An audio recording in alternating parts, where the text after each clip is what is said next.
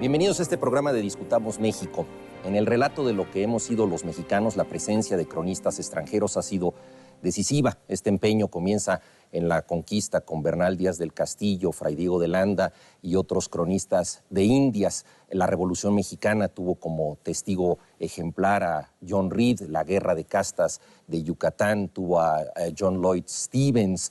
Los testigos extranjeros han marcado la forma en que se ha consolidado la imagen de México. Pensemos tan solo en las descripciones y las investigaciones que en México hizo Alexander von Humboldt, o en las crónicas de Egon Erwin Kisch o de Graham Greene, que descubrió en México un país de caminos sin ley. No sería posible entendernos a nosotros sin la mirada de los otros. Debemos agradecerle a los periodistas extranjeros que se ocupen afanosamente de los temas mexicanos.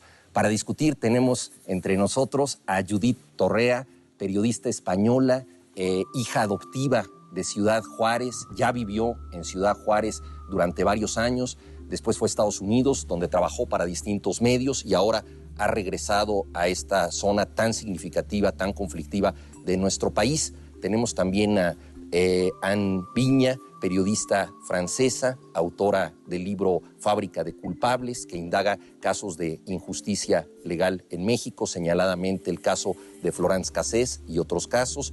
Lleva 6 años viviendo en México. Y tenemos también a Pablo Ordaz, periodista español, corresponsal en México del periódico El País, que ha cubierto desde hace años no solamente nuestra realidad, sino también la de países aledaños. Estuvo en el terremoto en Haití, ha estado en Centroamérica y nos ha beneficiado con sus espléndidas crónicas. Gracias por estar con nosotros.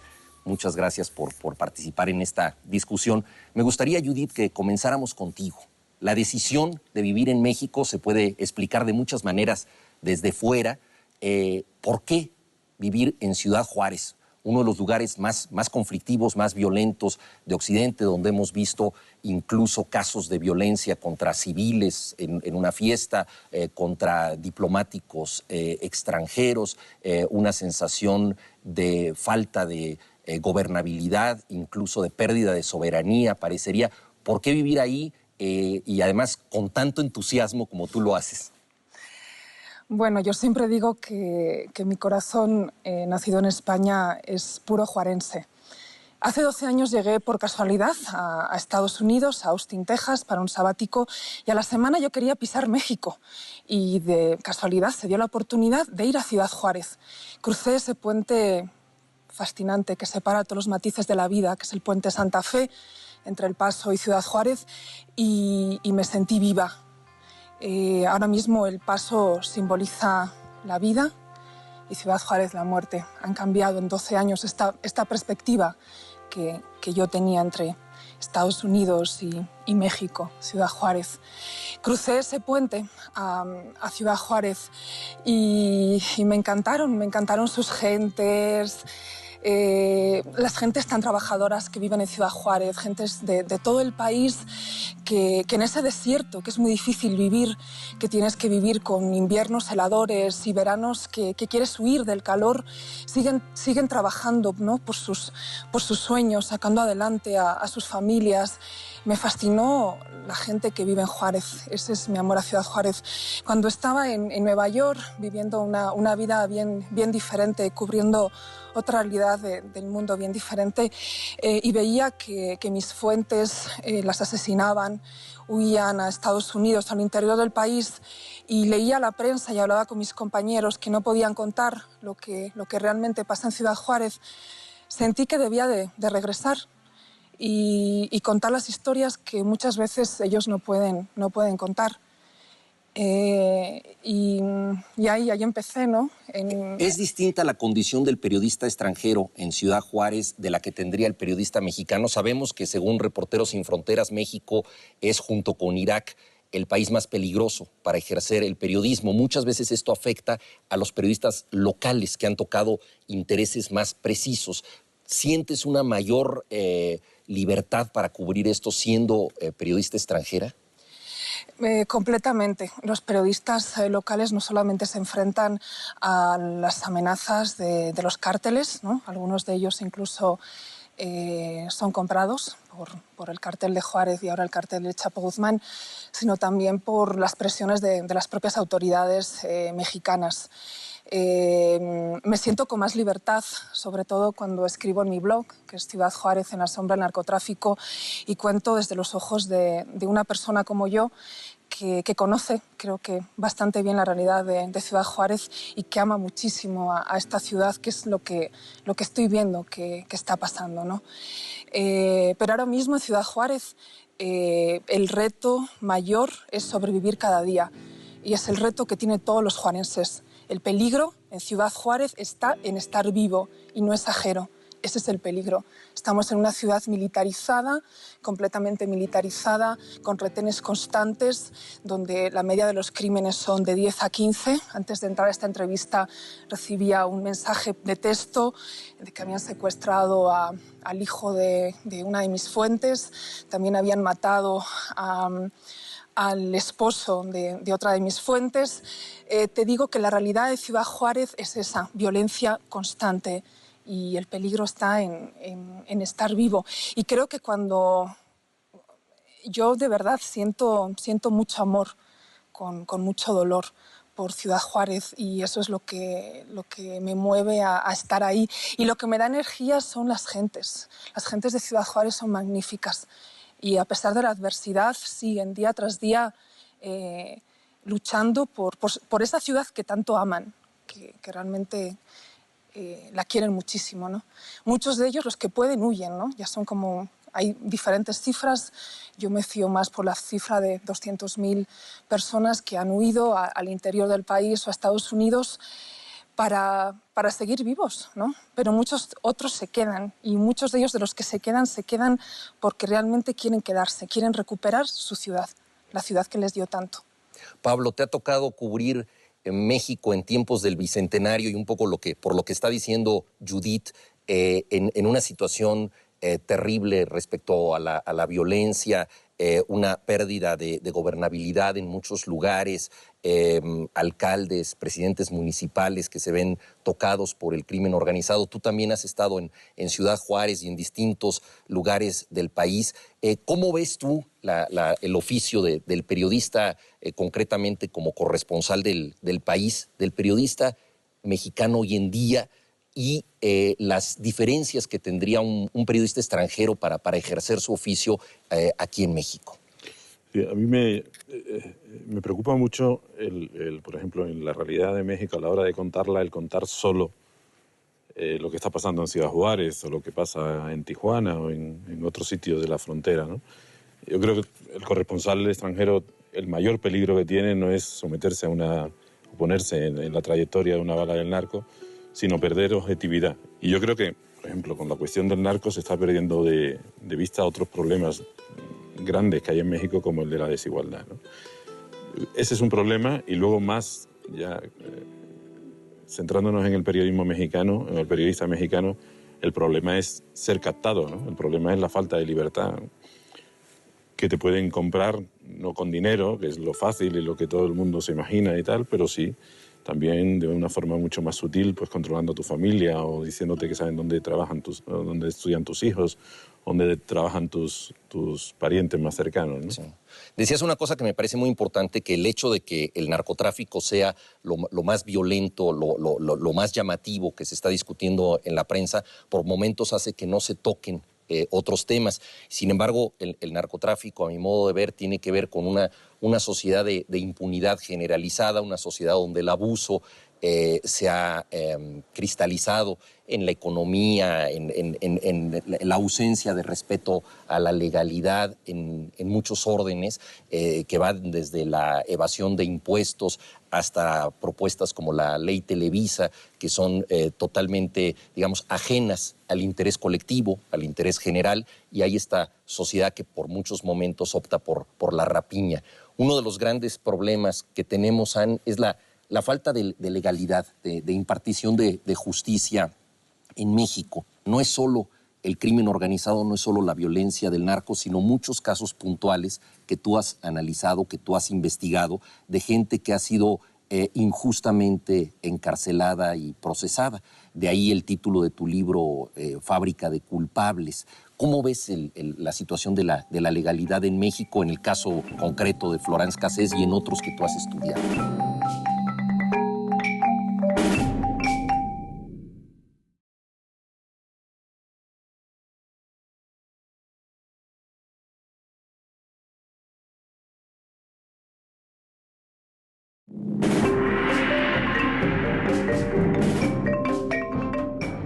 ¿Cómo ves la situación de la legalidad en México, en el caso concreto de Florence Cassés y en otros que tú has estudiado? Pues el gran problema, creo, del sistema de justicia mexicano es que no es independiente, ¿no? Depende si el poder político le piden a un juez de condenar a alguien, fue el caso de Atenco, por razones políticas en este pueblo. Además, a ese momento México estaba justo en la elección presidencial, entonces por nosotros, corresponsales extranjeros, era muy raro ver esa violencia a 2-3 meses de la elección presidencial, cuando entraron así en un pueblo de San Salvador Atenco para un problema mínimo, ¿no? Que era de menos de 10 floricultores y que se convierte en una violencia increíble, con violaciones de más de 50 mujeres, una brutalidad increíble. Y años después vemos que esa gente tiene condenas increíbles, hasta de 100 años de cárcel, usando la figura del secuestro cuando no fue secuestro, porque nunca pidieron rescate. Si hablamos concretamente del caso de Ignacio del Valle, él tiene una condena de 60 años y otra de 45 años por haber llamado a sus compañeros y supuestamente haber pedido a secuestrar, pero no era secuestrar, era retener nada más unos policías unas horas, y tiene 45 años de cárcel. Y es un luchador social y está en una cárcel de alta seguridad. Entonces, vemos que en este caso, pues la justicia hace lo que le dice la política, ¿no? Y también no está independiente de la policía, y eso, el papel de la policía es muy importante hoy en día, es más fuerte cada día, tiene más poder. En el caso de Jacinta, esa mujer indígena que fue condenada a 20 años de cárcel, vemos que los AFIS, a ese momento, que ya desaparecieron, pero eran AFIS, tienen todos los papeles, son víctimas, al mismo tiempo van a investigar y al mismo tiempo van a acusar, lo que es normalmente ilegal, pero el juez acepta todas esas cosas porque pues obedecen a un poder que es la policía en este caso, y todo el mundo sabe muy bien lo que pasó ese día en el pueblo de Jacinta. Hay cientos de testigos y era muy fácil para la justicia saber cuál era la verdad, que es el papel de la justicia, es buscar la verdad. Entonces vemos que no lo hace, ¿no? De alguna manera los periodistas sustituyen esta búsqueda de la verdad, en algunos casos arriesgando su vida, ¿no? Que un poco lo que has tenido que hacer tú, buscando expedientes, ¿no? Y revisando que no hay correspondencia entre los hechos y las condenas, ¿no? Y que se ha politizado mucho la justicia. En el caso de Florence Cassés también se han puesto en juego reflejos muy nacionalistas en México, ¿no? Sí. Una mujer atractiva, en donde se hace un montaje televisivo para detenerla, y mucha gente también por un reflejo patriotero, digámoslo así, inmediatamente dice, es culpable a partir de los testimonios que, por supuesto, recibe esta gente. La reacción en Francia ha sido distinta. ¿Cómo ves las dos reacciones que ha habido respecto a este caso? Pues la reacción, lo que pasa es que en este caso justamente los medios esta vez tuvieron un papel muy fuerte. Es que desde el inicio y sin jamás buscar la verdad, sin jamás investigar, leer el expediente de Florence, han decidido que era culpable, ¿no? Y en realidad no han investigado su caso, ¿no? Porque cuando se investiga su caso nos dimos cuenta, porque sí lo hicimos un grupo de corresponsal franceses, no soy sola, para justamente saber lo que realmente había en contra de ella, ¿no? Y no hay nada en contra de ella finalmente. Pero eso lo puedes decir cuando has realmente leído el expediente, que son 10.000 hojas, que sí es un trabajo duro, pero que es lo mínimo que tienen que hacer los periodistas antes de decir que alguien es culpable, ¿no? Entonces, ahí sí es un caso complicado en el sentido de que la política y otra vez la policía tienen su interés a decir que es culpable, a seguir pidiendo que se quede en México, que se quede en la cárcel, cuando en realidad se necesita una revisión de su caso. Lo único es que como este caso tiene mucho atractivo mediático, entonces permite, hablando de Florence, decir, pero es el caso de muchos mexicanos que son así condenadas sin pruebas, porque no hay ninguna prueba en contra de Florence.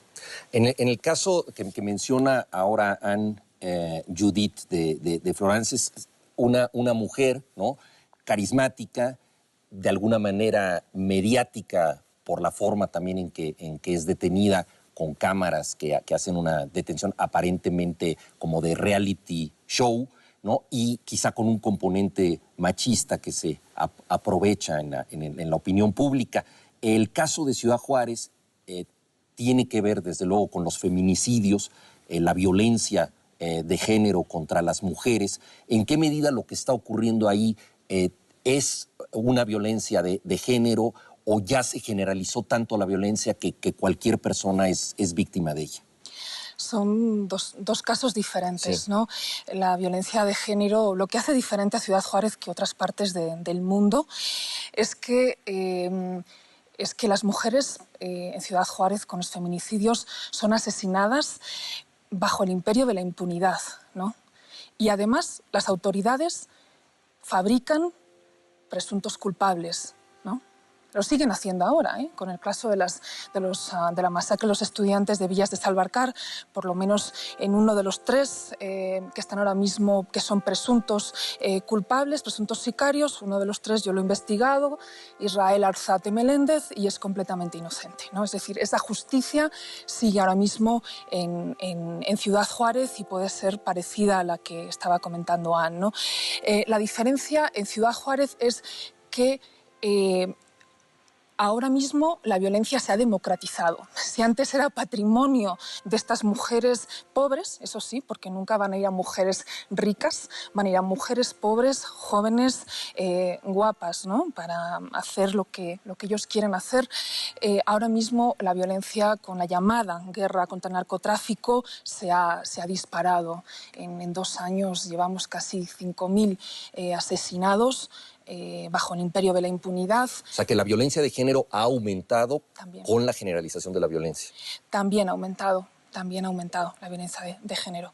También ha aumentado. Y además es un microcosmos Ciudad Juárez, ¿no? En Ciudad Juárez ahora mismo, ¿no?, con la crisis de las empresas maquiladoras, ¿no? No hay trabajo, se está agudizando la pobreza, hay muchísimos casos de violencia doméstica, siguen desapareciendo mujeres, pero también están las otras violencias, ¿no? La violencia que dicen que está relacionada con el narcotráfico, aunque muchísimas veces no está.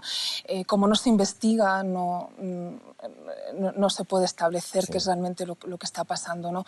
Pero yo creo que el mayor problema de Ciudad Juárez es que esas mentes, ¿no?, enfermas, ¿no?, que las diferentes teorías que hay, ¿no?, que tomaban a las mujeres para violarlas, las mataban y las dejaban en diferentes lugares. En otros países, por ejemplo en Estados Unidos, ese tipo de mentes se da, ¿no? Pero en Estados Unidos se va y enseguida los investigan, ¿no? Investigan y toman al culpable, ¿no?, al realmente culpable. En Ciudad Juárez no, con la presión social, y sigue esa política, no se investiga, enseguida van a archivos expiatorios, y cuando hay abogados lo suficientemente valientes, como pasó con Almaraz o con Escobedo, en el caso del Cerillo y la Foca, en los feminicidios del Campo Algodonero, cuando hay abogados suficientemente valientes para defenderlos, además gratis, se los asesina, ¿no?, por error, además por las autoridades, ¿no?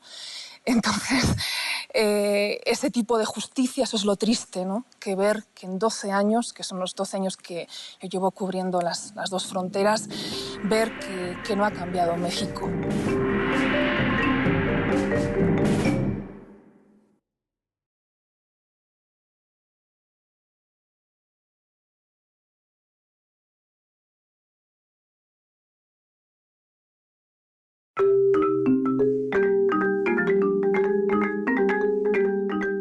cuando hay abogados lo suficientemente valientes, como pasó con Almaraz o con Escobedo, en el caso del Cerillo y la Foca, en los feminicidios del Campo Algodonero, se los asesina, ¿no? Por error, además por las autoridades, ¿no? Entonces, ese tipo de justicia, eso es lo triste, ¿no? Que ver que en 12 años, que son los 12 años que yo llevo cubriendo las dos fronteras, ver que no ha cambiado México, ¿no? Y es más, que se ha agudizado, ¿no? Todos los problemas de falta de justicia, de pobreza, desigualdad social, se han agudizado en México. Y más todavía en esta zona, ¿no? Ciudad Juárez, que es una zona bien rica, donde la gente pues iba a buscar trabajo y de repente sus sueños se convertían en muerte. Y ahora mismo es muerte, ¿no? Muerte sin justicia. Pablo, en esto que dice Judith, ¿cuáles serían los límites para el periodista cubriendo estos casos que son atroces, que son tremendos, para no crear, digámoslo así, una situación de paranoia total en que la gente dijera ya no hay remedio ante todo lo que estoy viendo, ante esta sobreexposición de la violencia, o algo quizá peor, una normalización, una banalización? ¿Cuáles serían los límites a tu modo de ver? Tú mismo, además, pues has sufrido este estrés, estas tensiones como reportero, porque no puedes ser ajeno al dolor de lo que estás viendo. Sí, pero yo creo que el límite es precisamente ser periodista, ¿no? No convertirte ni en soldado, ni en policía, ni en monje, ni en víctima, ni nada de eso, ¿no? Sino intentar eso, no regodearte, por ejemplo, en el dolor, no regodearte en las imágenes. Yo creo que eso, por ejemplo, en México y en los medios llama mucho la atención, ¿no? Las historias de muchos periódicos que van casi al detalle de la herida o de la sangre o de tal, ¿no? Por otra parte, pues tener también muy claro dónde está la violencia del narco, la violencia del delincuente y dónde está o debería estar el Estado, ¿no? Aquí el problema en México, a diferencia de otros países, ¿no?, donde también se vive pues el terrorismo o la delincuencia o el narcotráfico, es que el Estado no juega limpio, ¿no? Entonces ahí también tiene que estar el periodista, ¿no?, diciendo también eso, ¿no?, pero sin perder de vista ninguna de las dos realidades, ¿no? Cuando dices no juega limpio, te refieres obviamente a la impartición de justicia, también a la manera de explicar la realidad, las declaraciones, todo esto. Yo creo que en dos cuestiones. Una, evidentemente, en lo que decían, ¿no? O sea, se han fabricado pruebas, se siguen fabricando pruebas, lo que decía Judith, pues eso, de falsos culpables, ¿no? Se vio en Morelia, se ha visto en Ciudad Juárez, ¿no? Eso por una parte. Y eso lleva a la desconfianza, ¿no? Y la desconfianza lleva a la apatía, ¿no? Y yo creo que aquí hay una confabulación de apatías, ¿no? La apatía del político por no preocuparse de lo que de verdad le está sucediendo a la gente, lo hemos visto, ¿no?, en estos tiempos que corren, ¿no? Vamos a San Lázaro, ¿no?, y vemos que están discutiendo por tonterías, ¿no?, por pactos secretos entre el PRI y el PAN y el PRD en otra historia. Entonces, yo no conozco un país donde la política esté tan lejos del ciudadano, ¿no? Y luego, al final, el ciudadano se contagia de esa apatía porque tiene que vivir en Ciudad Juárez para seguir viviendo y en otros sitios, en Chiapas o en otros sitios, para seguir comiendo, ¿no? Entonces, yo no creo que en México haya un Estado fallido, pero sí en muchos sitios, y me ha tocado verlo, alrededor del tren, ¿no?, de los migrantes, o en Ciudad Juárez, un Estado ausente, ¿no?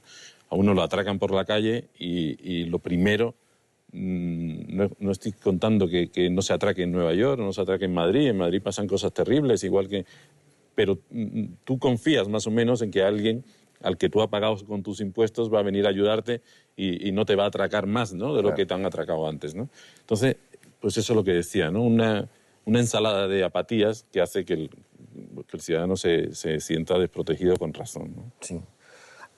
Ahí hay un país de distintas exclusiones, creo yo, y uno de ellos es el México indígena, ¿no?, que también tú has investigado.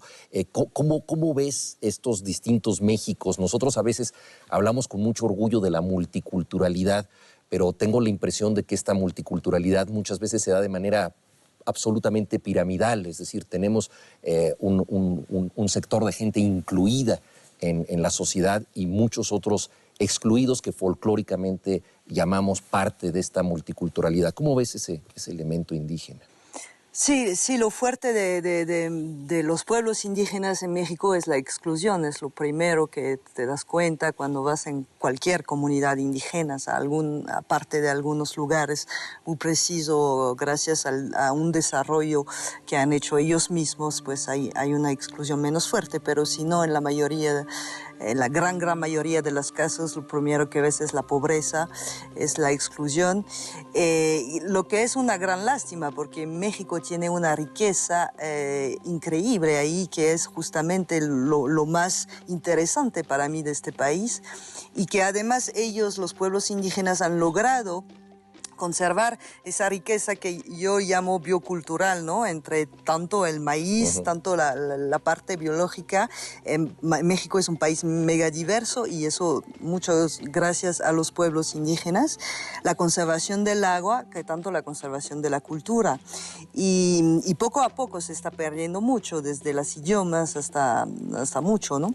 Entonces, no sé si justamente la revolución, que mucha gente habla de una revolución en México, debería pasar por ahí, empezando por ahí, ¿no? De ver cuál es la riqueza, reconocer lo que tiene México, que es único en el mundo, que en Europa no tenemos por nada, y en muchos países igual, y darle realmente un lugar en la sociedad, un papel para justamente ganar, porque todo México puede ganar de eso.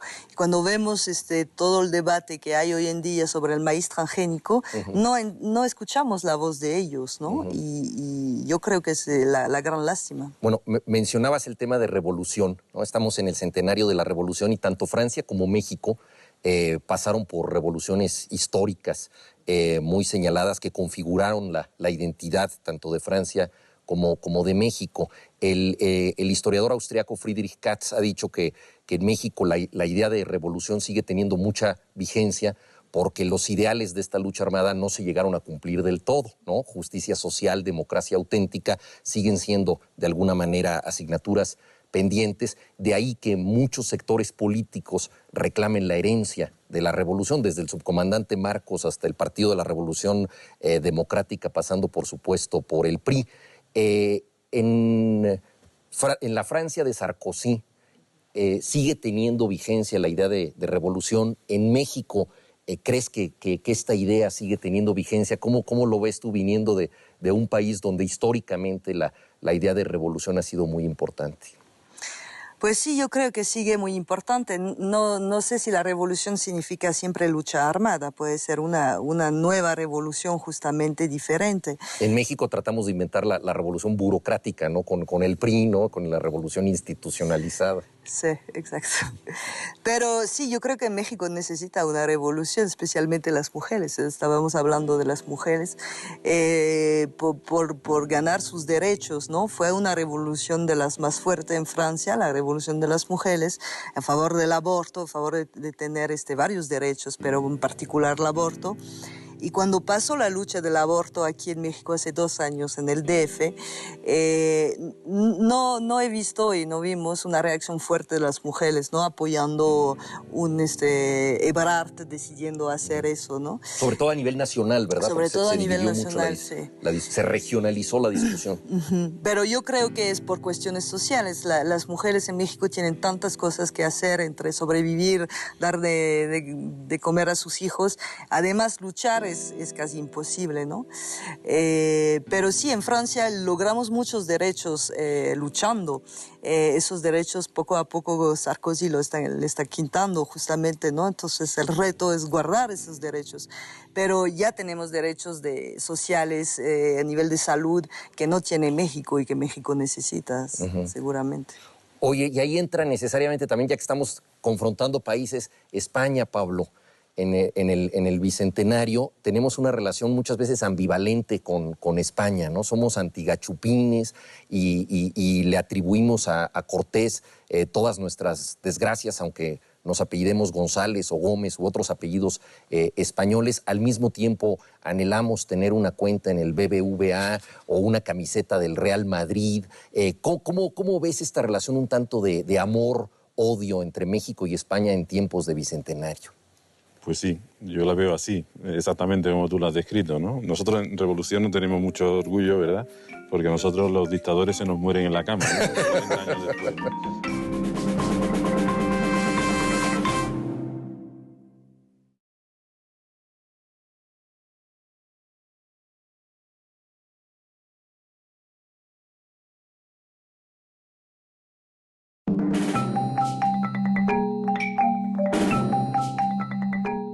Tenemos una relación muchas veces ambivalente con España, ¿no? Somos antigachupines y al mismo tiempo anhelamos tener una cuenta en el BBVA o una camiseta del Real Madrid. ¿Cómo ves esta relación un tanto de amor-odio entre México y España en tiempos de Bicentenario? Pues sí, yo la veo así, exactamente como tú la has descrito, ¿no? Nosotros en Revolución no tenemos mucho orgullo, ¿verdad? Porque a nosotros los dictadores se nos mueren en la cama, ¿no? 40 años después, ¿no? Entonces no podemos hablar mucho de eso, ¿no? Pero sí, yo no he sentido ningún tipo de rechazo, ¿no? Al contrario, ¿no? Pero sí es verdad que el pasado juega en contra. Pero yo creo que en el día a día eso yo creo que está totalmente superado, ¿no? Y volviendo a lo de la revolución, yo creo que sí, ¿no? O sea, creo que aquí hay revoluciones pendientes y hay dos, la de la educación y la de la sanidad, y sobre todo, y volviendo a lo de antes, hay como si faltara una argolla, ¿no? No se engancha. Yo hay un momento que disfruto mucho del tiempo que llevo aquí, ya he tenido la posibilidad de ir 2 veces, que es la Feria Internacional del Libro de Guadalajara, ¿no? Que me acuerdo de Carlos Cano, que era un cantautor español, ¿no? Que hablando de Granada decía, Granada está tan encerrada sobre sí misma entre montañas que solo tiene salida por las estrellas, ¿no? Yo creo que es verdad, en México solo tiene salida por la cultura, ¿no? Y tiene una cantidad de escritores, de poetas, de intelectuales, pero que también viven, me da la impresión, ¿no? Como en la política, en su sector. Tú vas a la Feria de Guadalajara y ves un país mucho más inquieto que España, ¿eh? Sí. Por la cultura, ¿eh? Tú ves que aquí se aclaman que aquí hay una cafetería que tiene enchilada Monsiváis, ¿no? Y que lo paran por allí a José Emilio Pacheco y a ti mismo, y la gente pide, y luego se lo leen, y además y existe esa, pero luego falla, luego no está la argolla. La intelectualidad mexicana pues sigue refugiada en sus cuarteles y no se echa, no sé si es su misión, pero a mí me llama la atención en un estado de emergencia como este. Uh-huh. ¿Sientes poco compromiso, por ejemplo? Poco compromiso, ¿sí? Yo creo que sí. Yo creo que en Ciudad Juárez sí que se está gestando una revolución. Yo creo que en unos meses, quizá al terminar este año, vamos a ver, no va a ser sorpresivo para mí si nace un grupo revolucionario. No una revolución, pero un grupo revolucionario. Incluso creo que están haciendo... ¿Te refieres a un movimiento político, sí, no necesariamente un movimiento armado? Yo creo que va a ser armado. Uh-huh. La situación como está en Ciudad Juárez creo que va a ser un movimiento armado que quizá vaya a ser apoyado por una cierta población. No ven la salida. No hay una salida que ellos la vean, ¿no? Han querido confiar en el presidente Calderón, en el plan de rescate social, pero ¿cómo vas a construir nuevas escuelas, nuevos hospitales si todo el mundo está huyendo? Si los doctores, los maestros están huyendo porque ya no se puede vivir en Ciudad Juárez, ¿no? Entonces, creo que están haciendo de una manera muy fuerte, la gente está explotando. Yo estoy casi, ojalá me equivoque, pero creo que están haciendo un movimiento revolucionario que puede ser violento. Y también se está creando una revolución cultural que me parece fantástica. A mí Ciudad Juárez me encanta por sus escritores, sus ambientes intelectuales. Es una ciudad que la disfruto mucho hablando con muchísima gente. Y hay un movimiento muy interesante del rap. Uh-huh. Y también de novelistas, que a través del rap están contando lo que está pasando en Ciudad Juárez, lo que no encuentras en los periódicos, lo que no encuentras en la radio y lo que no te atreves a contar, uh-huh, ¿no? Entonces, pareció muy interesante. Yo creo que en momentos así, en momentos cuando hay tanta adversidad, el ser humano tiene 2 opciones: huir, ¿no?, o convertir la adversidad en fortaleza y en creación, ¿no? Y creo que eso está pasando ahora mismo en Ciudad Juárez. Hay un movimiento muy interesante de escritores, novelistas, poetas, pintores y raperos. Me interesa mucho lo que dice Judith, que hay una especie de vitalidad o de creatividad que surge precisamente de las carencias, ¿no? Y me acordaba yo de una frase del escritor norteamericano Philip Roth, que comparaba el mundo de Estados Unidos con el mundo socialista, y decía, en Estados Unidos todo funciona y nada importa. En el socialismo nada funciona y todo importa. O sea, hay veces que hay un estímulo muy fuerte a partir precisamente de las carencias que tú tienes. Anne, para ti, ¿cuál sería el estímulo de vivir aquí? Digo, más allá de los problemas que ya estabas tú diagnosticando, la parte que tú rescatas como más vital para ti de tu experiencia en la sociedad mexicana. Lo que siempre me ha impactado mucho aquí en México es la solidaridad de la gente, ¿no? Entre familia, pero también en la comunidad, entre vecinos. Eso que hemos, creo, perdido totalmente en Europa y que es muy fuerte aquí. Y también la creatividad de la gente para aguantar todo, ¿no? Porque, pues, a mí siempre me han parecido muy creativos los mexicanos. Desde el ámbito político, cuando hubo las marchas de López Obrador en el Zócalo, la idea era de hacer un movimiento pacífico, entonces era totalmente creativo. En un mes habían creado de todo, ¿no? Desde pinturas, canciones, documentales, muchas cosas. Los zapatistas son muy creativos desde siempre.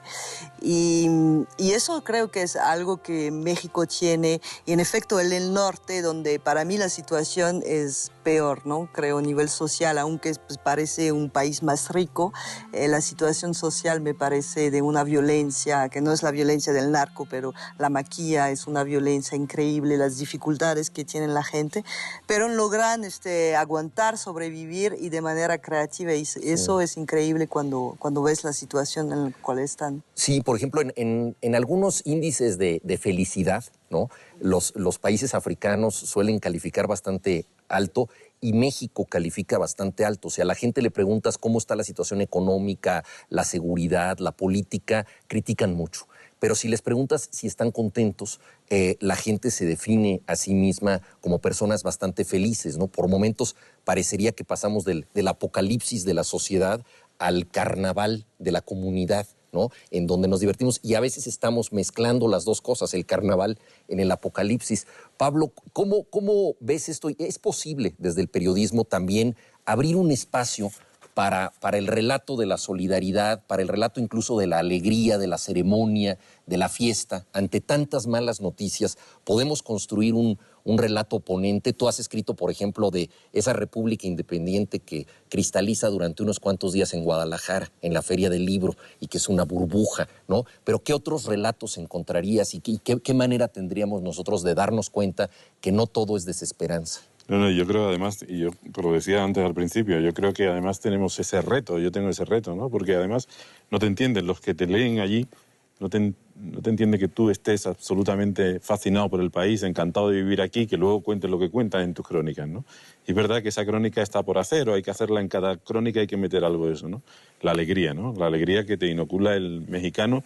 Aquí no se ha perdido el sentido de la vida, aquí se tiene la solidaridad, la alegría que te va contagiando, ¿no? Y que además te vuelve distinto, ¿no? Claro. A mí me interesó mucho el reportaje que tú escribiste sobre La Bestia, el tren que viene desde Centroamérica hasta los Estados Unidos, cargado de las personas pues, más desposeídas que vienen de muchos países de Centroamérica, atraviesan México en condiciones terribles, y cómo hay gente que los ayuda, ¿no? Hay gente, ahí tú registrabas, digamos, esta situación de desigualdad y de oprobio de este tren rumbo a la nada, y al mismo tiempo la gente que da algo y que ayuda a estas personas. Eso me pareció que registraba este doble movimiento. Ahí no hay grises, ¿no? En esa historia no hay grises, hay un negro o blanco, ¿no? Está la maldad absoluta, los que desde México o también desde El Salvador, de Honduras, ¿no?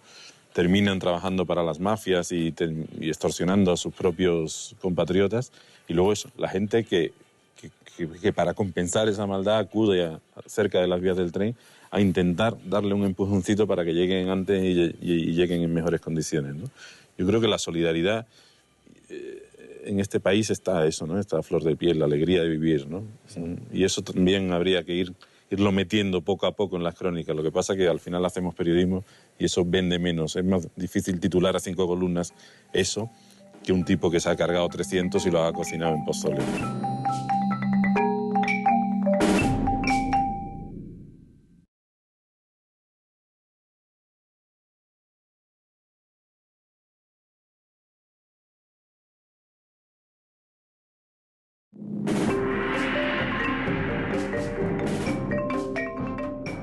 En este país está eso, ¿no? Esta flor de piel, la alegría de vivir, ¿no? Y eso también habría que irlo metiendo poco a poco en las crónicas. Lo que pasa es que al final hacemos periodismo y eso vende menos. Es más difícil titular a 5 columnas eso que un tipo que se ha cargado 300 y lo ha cocinado en pozole, ¿no? O sea, A modo de conclusión, me gustaría que cada uno dijera qué obstáculos específicos tiene el periodista y en especial el periodista extranjero para acceder a la información en México, Judith. Ahora el peligro es muchísimo, ¿no? Sobre todo si haces trabajo de campo, ¿no? Como el que yo hago, ¿no? Yo intento...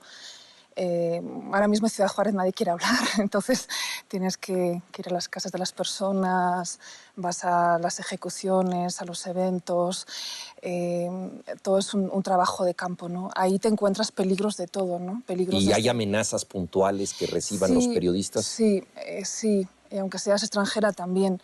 El otro día lo que me pasó es que fui a una ejecución, era el sábado pasado, era una señora con su hijo y de repente empezaron a salir varios de los familiares y literalmente pues, querían, no llevaban armas, ¿no? Por lo menos no, pero querían quitarme la cámara y pegarme, ¿no? Y en ese momento me acuerdo, yo le llamo el ángel de Charlie, ¿no? Salió una policía municipal, me rodeó de soldados y ahí no pasó nada, ¿no? Algunas veces son ese tipo de peligros, a veces personas o los sicarios no pueden aparecer con un arma. Eso no me ha pasado a mí. A compañeros míos en estos 2 últimos años, por lo menos una media de 6, 8 veces han tenido un arma aquí, ¿no? de los sicarios, ¿no? Porque a veces la prensa llegamos antes que las autoridades. Entonces todos los escuchamos a la vez, porque todo lo escuchas por el escáner, ¿no? Entonces uno empieza a preguntarse muchos porqués.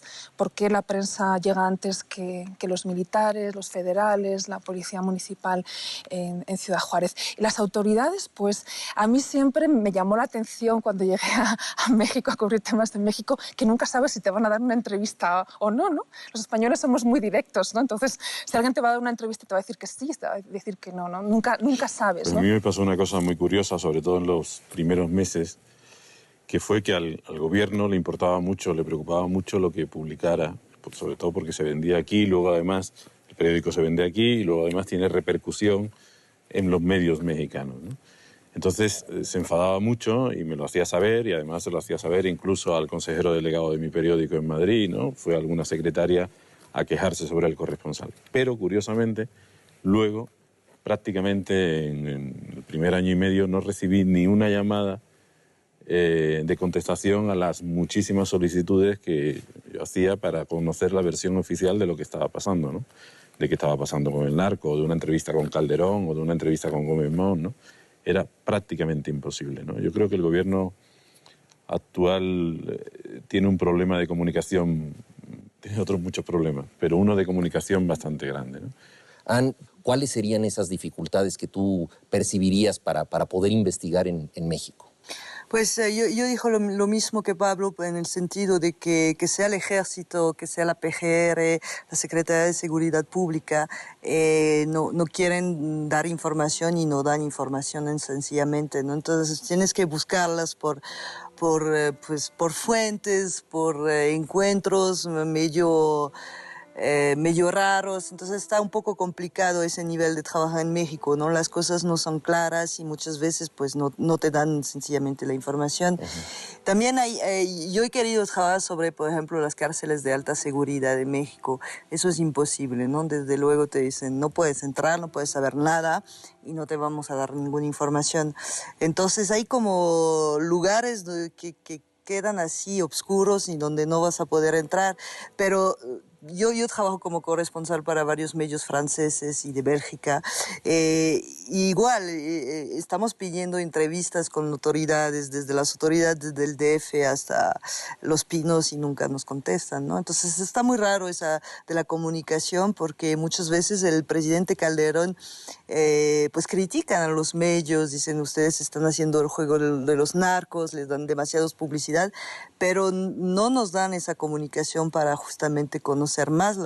Es muy difícil saber exactamente el trabajo que hace el ejército. Se entiende que hay cuestiones de seguridad que tenemos que respetar, claro, pero si comparamos con Estados Unidos, pues son mucho más abiertos a explicar cómo trabajan, ¿no? Eso creo que México tendría que comunicar más, bueno, las autoridades mexicanas. Sí, porque yo creo que además no hay tanto que ocultar. Quiero decir, hay efectivamente, pues hay manejos extraños y manejos como en todo el mundo, ¿no? Pero ese mutismo lo que hace es, pues eso, hacer volar la imaginación. A mí me ha pasado, sí, ¿no? Que prestigiar el misterio, ¿no? Exacto, Algo debe haber en algún lado porque no se nos ha dicho nada y a lo mejor es como el mago de Oz, no hay nada. no hay nada, exacto. Sí. Hay una anécdota que estaba pensando en si contar o no, pero yo creo que refleja muy bien, ¿no? Hay un momento en que me llaman para quejarse por un reportaje, precisamente casi hace un año, ¿no? Sobre Ciudad Juárez, que salió en El País Semanal. Y me llama alguien muy importante, ¿no? De la área de comunicación de Los Pinos, para decirme que, bueno, que su jefe le había dicho que tenía que quejarse ante el consejero delegado del Grupo Prisa, de mi periódico, ¿no? Y, bueno, antes de decirme eso, me dice que me tiene que decir algo muy importante y que tenemos que vernos, ¿no? Y yo estaba saliendo en ese momento para el aeropuerto, que es casi mi estado natural, yendo al aeropuerto, y le digo que no, que me lo cuente por teléfono, y me dice, no, es que de tu teléfono no me fío, ¿no? Entonces, bueno, yo no sé si el teléfono está pinchado o no está pinchado, no está intervenido o no está intervenido, ¿no? Pero sí hay ciertas prácticas que aquí se dan por normal que no son normales, ¿no? Y que un país democrático como es este, y con una tradición, y que a nosotros, por ejemplo, en España, ¿no? A los españoles, ¿no? Cuando la guerra civil y cuando la dictadura, ¿no? Nos dio acogida y nos demostró hospitalidad y de pronto parece que se están revirtiendo ciertas fórmulas, ¿no? Y te pasan cosas como esas, ¿no? Como la censura o como el secreto, ¿no? Que al final es una forma de censura, ¿no? Y los teléfonos intervenidos, qué bien que muestras este punto. No sé la situación en el resto del país, pero en Ciudad Juárez todos los periodistas, incluida yo, tenemos el teléfono intervenido.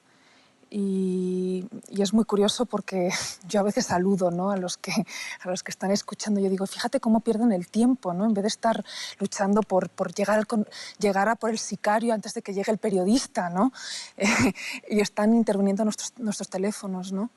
Entonces, no sé quiénes, me imagino que son las autoridades, ¿no? Sí, se ejerce el periodismo en situaciones anómalas, ¿no? Todavía en México. Sin embargo, yo con esta conversación me quedo con muchas cosas. Me quedo con la pasión de todos ustedes, una pasión agradecida. Yo creo que es muy importante lo que la prensa está cubriendo en México hoy en día. Se ha mencionado aquí muchas veces el periodista llegando al lugar de los hechos antes que las autoridades, en una sociedad que muchas veces tiene de sus autoridades una confabulación de apatías, como decía Pablo, y sin embargo el periodista no pierde los reflejos, ¿no? Al mismo tiempo también me quedo con la idea de una sociedad vital, una sociedad creativa que los ha estimulado a ustedes lo suficiente para venir aquí. Me acuerdo mucho de una escena de la película El Tercer Hombre, con guión de Graham Greene, en donde un personaje dice, a fin de cuentas, la paz y la estabilidad de Suiza, lo único que produjo fue el reloj cucú. En cambio, la corrupción, la impunidad y las guerras de Italia produjeron el Renacimiento. De modo que no nos queda más remedio que ser renacentistas. Yo les agradezco a ustedes sus testimonios, su valentía y su aprecio por nuestro país. Gracias. Gracias. A vosotros.